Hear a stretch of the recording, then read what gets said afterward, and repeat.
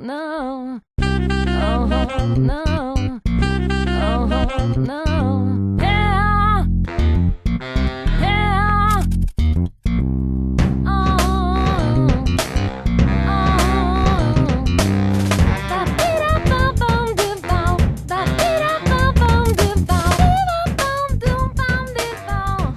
City of St. Louis is so famous because in the early 1700s, this area, particularly in Hyde Park, was the town of Bremen.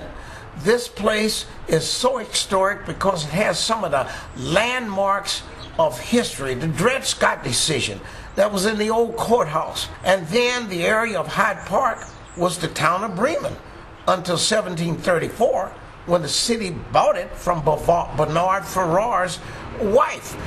The park itself was the culmination of cattle drives that started in the west in Tucson, Arizona, Kansas, and Nebraska, and they brought them in, and the park was laced with cattle pens. And across the street was the Cry Packing Company. They would fatten up the cows, and then after they were fattened up, rested a couple days, they drove them across the street to the Cry Packing Company, which is located on Bremen, Florissant, Farrar, and 25th Street. That company started out, a father and two sons, with about $16.32. Right there on the corner of Bremen and Blair, there's a little old gray house there now. The roof is in bad condition, which we hope soon we will restore. But that was part of the Underground Railroad. And then just to the north of there, we have that great white water tower that you see. That water tower was built back there in the early 1700s, and it was there for the purpose to watch for pirates along the Mississippi River. We're getting ready to create a live entertainment district along Salisbury that we think conservatively will create 144 jobs that have never been in the city of St. Louis. We're going to have a country and western club, a blues club, a jazz club, a comedy club, cafes that will line Salisbury from Highway 70 all the way up to Natural Bridge. All along here, these old buildings that you see, these empty buildings, that's going to be part of the theme district, where there will be all kinds of businesses up and down here. Within the next 5 to 10 years, we expect this place to be hopping, full of businesses, full of opportunities. This is one of the buildings that we hope will be renovated into a restaurant of some sort. This right here, beautiful building that the vandals have come in and stolen all of the copper and metal that was in that dormer up there. Now this building right here is all fallen down, it's burned up. It's going to be, upon its completion, a 24-hour fitness center. It's going to be the comedy club on the second floor, and we intend to restore that to that end. All around here where you see these buildings, they will become restaurants. And in the middle where you're presently standing in this big open area, it'll be like a food court.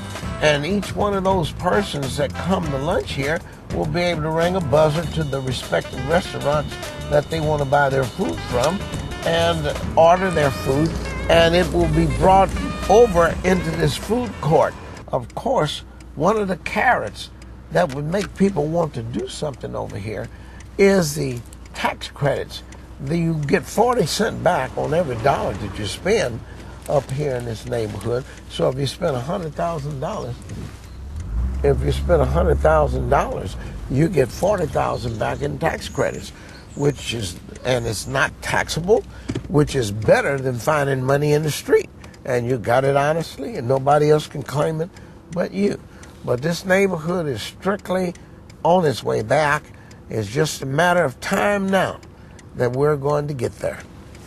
This one right here is a new rehab. That one right there in front of you is a new rehab. Hey, Hey! when you gonna take care of me, man? Whenever you get ready. I need to work on my house, though, man. They don't give me no loan. Did I give you that phone number where to They gave me go? phone number. They still told them to turn me down. No, they ain't gonna turn you down. You must have too much money. Huh? Did you call that to where the money was? Yeah. They blowing at me. That's a new rehab that they did there. And the one on the corner, of course, is not as great as the others. But the one on the corner there. It's been 8 years since they did that one. And then this one coming up right here on the left. That one right there is a complete new rehab. But these are the people that we're basically more interested in, because where a developer wants to make money, this guy is only interested in making himself a house that he can live in for himself, for his family. And if it takes him 15 years, and we hope it don't take that long, but after all, he will get exactly what it is that he wants. And as he gets money, as his finances improve, he will put everything that he can into this house because it's his. And that's what he wants. And there's never anything that's too much or too good for an individual. They should, and most of them I know, want the best for themselves.